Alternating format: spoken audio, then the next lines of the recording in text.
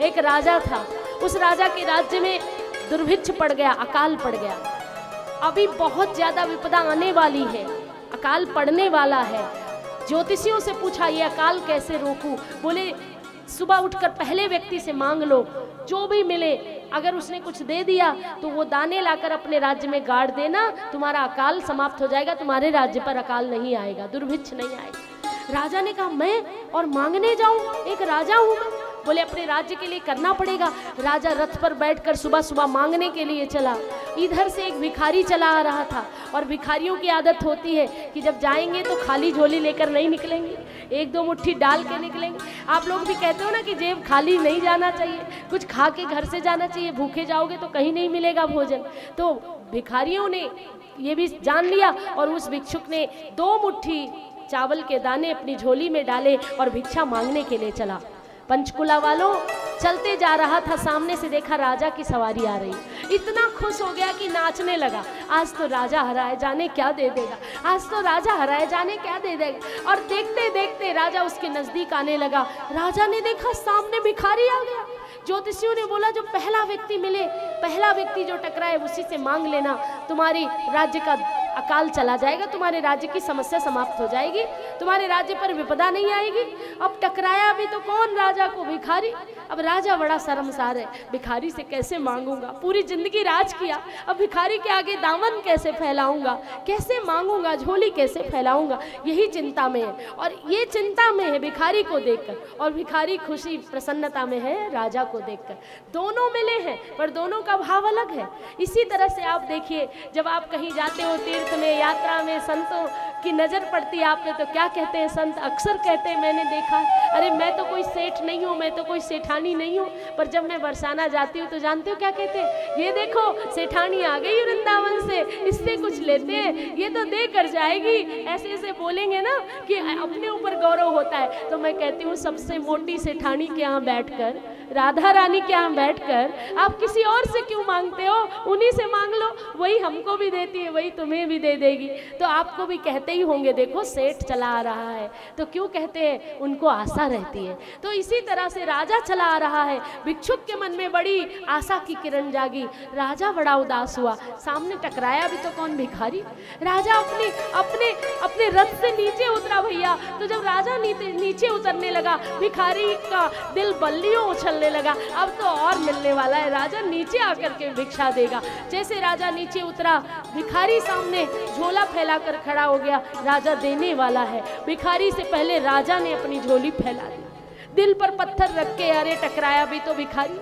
ए भिखारी, तू मेरी झोली में कुछ डाल दे, मैं जानता हूँ तूने जिंदगी भर लिया ही लिया है, दिया नहीं है, लेना ही सीखा है, देना नहीं सीखा, पर फिर भी तू थोड़ा सा मुझे दे दे, मेरे राज्य का संकट टल जाएगा। अब राजा जब झोली फैला के खड़ा हुआ, भिखारी के सारे दिल के अरमान चूर चूर हो गए। ये क्या हो रहा है? आज राजा मुझसे मांग रहा है।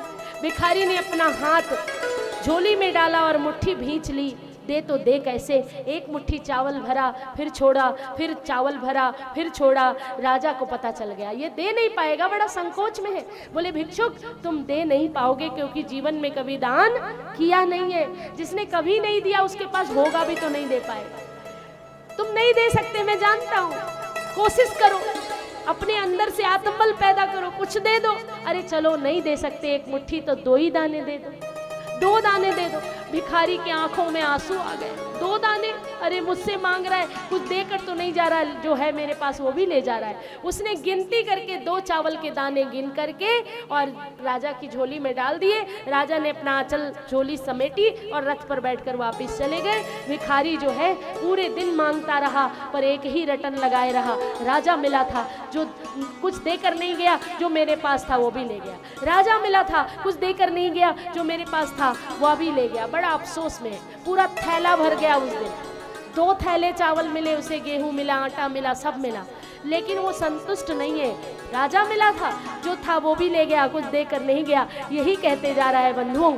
अब हुआ क्या लौट कर अपने घर आया। भिखारी की पत्नी थोड़ी पढ़ी लिखी थी, समझदार थी।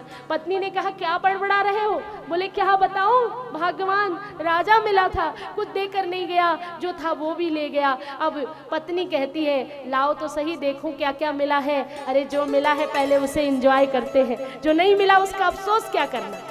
और उसने एक बड़ी परात में, एक बड़ी थाली में वो सारा थैला पलट दिया। अब जब वो थैला पलटा ना तो चावलों के ढेर में से 2 दाने बड़े बड़े सोने के चमक रहे।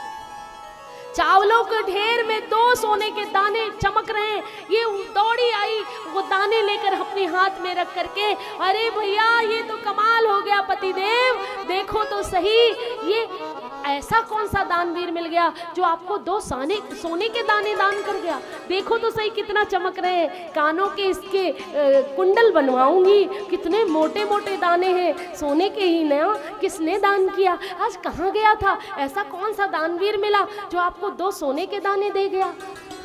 अब भिखारी को तो उसकी हालत क्या होगी आप सोच सकते हो। लगा छाती पीट पीट कर रोने, हाय मैं लुट गया रे, बर्बाद हो गया रे, अगर काश मैंने 2 मुट्ठी दे दिया होता तो दोनों मुट्ठी सोने की हो गई होती, मैं मालो माल हो गया होता। 2 ही दाने दिए तो 2 ही दाने सोने के बने। जो हम दे देते हैं वो सोने का हो जाता है, और जो खाकर तो मिट्टी में मिलना ही है। इसलिए हमें अच्छे अच्छे कर्म करने चाहिए, एकत्रित करना चाहिए।